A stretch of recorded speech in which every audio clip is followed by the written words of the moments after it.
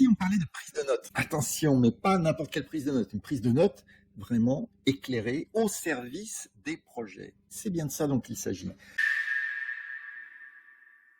Je suis Denis de My Mapping Décision et à travers cet exemple, eh bien, je vous montre comment ancrer les bons réflexes à la fois en prise de notes, qui de mon point de vue est un exercice hautement stratégique et pas du tout une production routinière et sans saveur comme on peut le voir bien souvent, et à la fois pour ancrer les bons réflexes du mind mapping. C'est-à-dire qu'on prend vraiment les choses tout à fait au début. Et comme vous le savez, le mind mapping peut accompagner les projets de bout en bout. Et bien souvent, le bout initial, la phase amont d'un projet, ça commence par quelques notes qu'on prend, peut-être pas ici dans un carnet, mais en tout cas dans une mind map. Il y a quelque chose d'extrêmement intéressant dans ce que je vais vous montrer ici. Vous le savez, je pense que vous l'avez compris à travers le site de My Mapping Décision, il y a dans la pratique du mind mapping une dynamique interne. La carte, c'est quelque chose de mouvant, quelque chose d'organique, les idées se développent, s'associent, et la carte, c'est un objet vivant qui se restructure en permanence. C'est la définition même du mind mapping. Et il y a dans le modèle qu'on va utiliser ici une dimension dynamique, une dimension de récit. Alors je vous explique tout ça. Cette carte mentale, elle est composée de 1, 2, 3, 4, 5 sujets principaux. Ces 5 sujets principaux représentent une structure de base pour collecter l'information lors de la prise de notes. Ici, il s'agit d'une prise de notes dans un contexte projet, un récit de projet. On explique le b.a.-ba du projet, qui fait quoi, comment. Ces 5 branches sont là pour préconfigurer le territoire qui sert le réceptacle des informations en collecte et en prise de notes. Ça, c'est extrêmement important. Et vous voyez qu'il y a une logique de récit.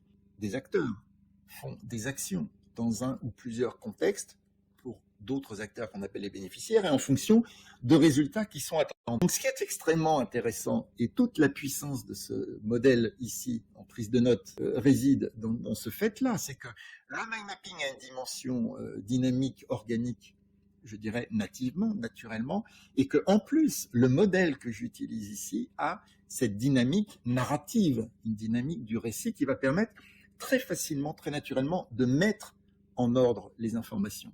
Parce qu'évidemment, en toute logique, vous allez parler d'acteurs et d'actions avant de parler de résultats. Comme si on était avec une caméra en train de faire un travelling du projet, et on voit les choses se dérouler, on voit le film du projet. Ce qui est extrêmement intéressant, et j'explique ça en formation mind mapping avec mes apprenants, c'est que ce schéma-là, eh bien, ces 5 grandes dimensions, c'est comme si vous aviez 5 stabilos, ici, dans votre point.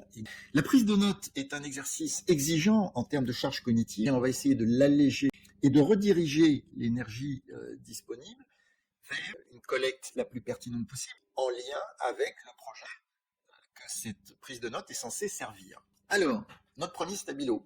Les acteurs, oui, sans acteurs, a priori pas de projet, ou si peu de projets qu'on ne pourrait pas en faire une carte mentale.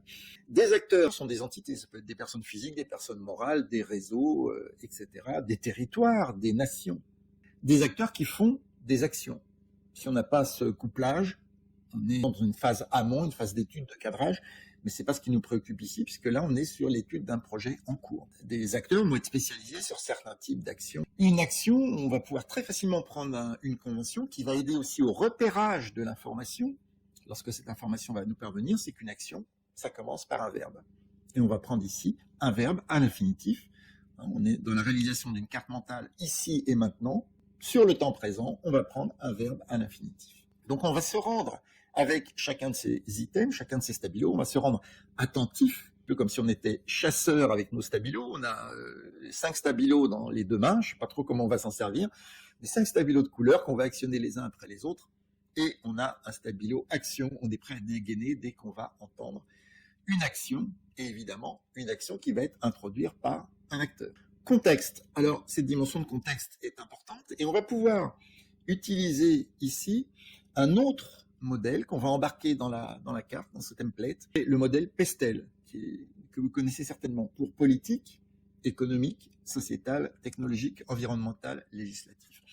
Non pas qu'on ait besoin forcément de toutes ces dimensions, mais tout au moins, on n'aura pas besoin d'aller à la pêche et d'improviser en fonction du rythme de l'information qui sera évidemment soutenu.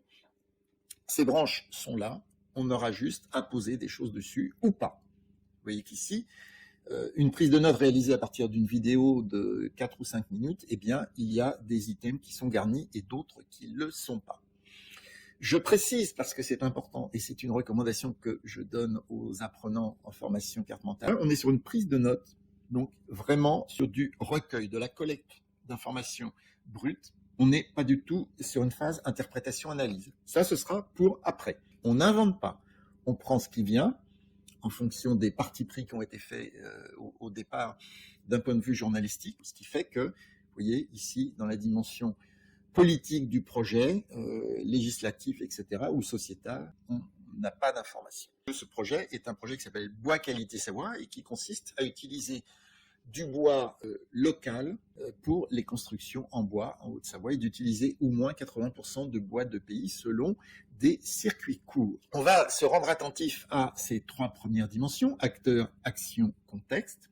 Un acteur, en général, appartient à un contexte, son contexte d'origine. Donc tout ça va pouvoir se mailler et se tisser ensemble. Les bénéficiaires, eh bien, je dirais c'est là le miroir, la contrepartie d'acteurs qu'on a ici, qui peuvent être aussi des individus, personnes physiques, des groupements, des sociétés, des territoires. Donc ce sont ceux qui vont profiter directement des actions qui vont être réalisées au-dessus.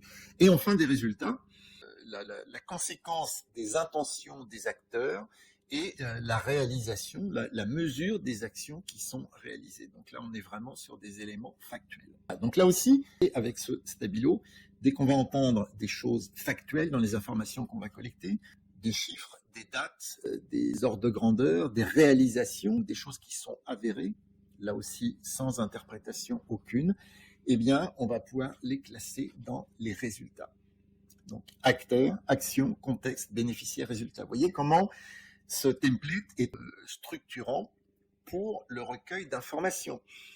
Et avant même d'entrer en contact avec l'information en question, c'est-à-dire que quand vous l'aurez utilisé 2-3 fois, vous l'aurez parfaitement en tête. Les stabilos, ils seront prêts à être dégainés immédiatement et vous allez voir que vous allez devenir chasseur d'informations dès que vous allez entendre un nom, un verbe, un contexte avec ces différentes dimensions ici introductives des bénéficiaires, des ordres de grandeur. Tout cela va s'agencer de façon automatisée. Voilà, on va utiliser quelques autres petits tips, puisqu'on est dans le recueil. Je vous ai dit tout à l'heure, exigeant cette prise de notes en termes de charge cognitive. On va tenter de l'alléger, de faciliter la rétention d'informations et la compréhension future en utilisant les caractéristiques du cerveau. Le cerveau est très friand des contrastes, c'est comme ça que la rétention est maximale. Pourquoi pas introduire dans ces acteurs, des acteurs privés et des acteurs publics. Vous voyez, là aussi, ça va apporter une clarification immédiate. Les actions, je vous ai expliqué, on peut prendre la convention que ça commence par un verbe, là aussi, faciliter à repérer les informations et organiser la prise de notes en glissant simplement ces notes en direction de l'item qui doit les héberger. Cette vidéo qui me sert en formation mind mapping pour pratiquer la prise de notes sur un projet. Je vous le rappelle, dans un premier temps, se limiter strictement aux informations qui sont énoncées, donc aucune interprétation, et en mode solo. Un deuxième temps, mise en commun des captures, des collectes d'informations, donc en mode collaboratif, ce qui permet de donner une autre dimension. On passe d'une carte solo, individuelle, à une carte collaborative. Et enfin, un troisième temps qui est un temps d'analyse, c'est-à-dire qu'on repart de la carte de prise de notes, les informations qui y sont portées. On va observer les trous d'informations, souvenez-vous tout à l'heure, dans les contextes, mais aussi dans les résultats, etc. Des items plus ou moins garnis, donc on va interpréter à la fois ce qui est et aussi ce qui manque, peut-être ce qu'on s'attendait à trouver dans la prise de notes et qui n'est pas présent. Vraiment passer sur cette dimension d'analyse.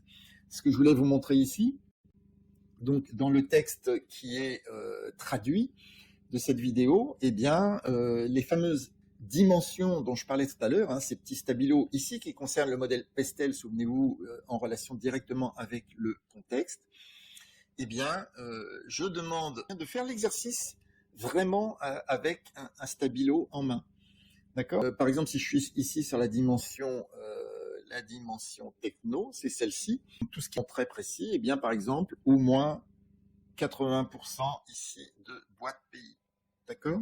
Là, on est vraiment sur quelque chose de très techno. Ici, les forêts très escarpées. C'est un contexte aussi technologique. On va peut-être passer après une dimension peut-être économique. On s'approvisionnait beaucoup en Suisse, des filières d'approvisionnement et d'importation. On revient sur la qualité, s'approvisionner tout en Haute-Savoie dans des qualités recherchées. Là, on est vraiment sur une dimension technique. Vous l'avez bien compris, hein, donc on va passer vraiment en revue, on va essayer de déconstruire, reprendre des parts de marché. Là, on est vraiment ici dans un contexte là aussi économique, pas tout le marché. Les éléments vont s'agencer de façon très très naturelle. Et on va pouvoir passer après à la dimension analyse, vraiment en dissociant les deux phases. Et ici, on n'a rien sur le contexte politique, législatif, etc. Et on va pouvoir se poser la question, y a-t-il des éléments, etc. etc. En réalité, lorsqu'on fait une prise de notes, on a toujours des éléments qui sont peut-être ici résiduels, des choses qui nous semblent importantes, mais qu'on n'a peut-être pas pu, en tout cas au niveau de la collecte, de la prise de notes individuelle qu'on n'a pas pu intégrer.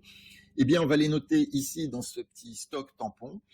Et lorsque les choses vont s'éclairer, peut-être aussi par la mise en commun des informations et cette dimension collaborative qu'on va pouvoir effectuer sur cette prise de notes, et voir si ces éléments méritent d'être ici rattachés à un élément existant. Donc vous voyez comment tout ça va pouvoir s'ajuster par étapes. Ce qui est important dans cette prise de notes mind mapping avec ce modèle de prise de notes adapté et qui colle vraiment à cette dimension récit de projet, ce qui est vraiment important, c'est ce ressenti de confiance en soi. Et avec ce ressenti de confiance en soi, on va dépasser les pratiques habituelles. Alors évidemment, peut-être pas la première fois, et en général, en formation mind mapping, les gens me disent c'est un petit peu plus dur que la prise de notes manuelle parce qu'il faut penser à tout. Il faut apprivoiser ces 5 dimensions, il faut écouter, éventuellement regarder la vidéo, il faut noter. Mais ces 5 dimensions, on va les apprivoiser et on va les intégrer très très rapidement. Et vous allez voir l'accélération lorsque je refais l'exercice 2 fois, 3 fois, avec une autre vidéo dans un autre contexte, avec des conversations. Il y a des automatismes qui se mettent en route très rapidement, qui sont renforcés après par la phase de mise en commun, la phase collaborative liée à cette prise de notes. Ça va très très vite. Et je vous garantis qu'en 2-3 semaines de prise de notes, de cette façon-là, peut-être dans un cadre bienveillant, peut-être dans un cadre de petits groupes internes, de projets, etc., des gens qui se connaissent, ça va très très vite, on prend confiance, on ancre les bons réflexes, on voit les résultats, et tout ça est extrêmement motivant. Voilà, c'était pour le point prise de notes mind mapping sur un projet de mind mapping décision. Merci d'avoir écouté cette vidéo jusqu'au bout. Je vous invite à vous abonner à la chaîne pour d'autres informations sur le mind mapping et d'autres cas d'usage comme celui-ci.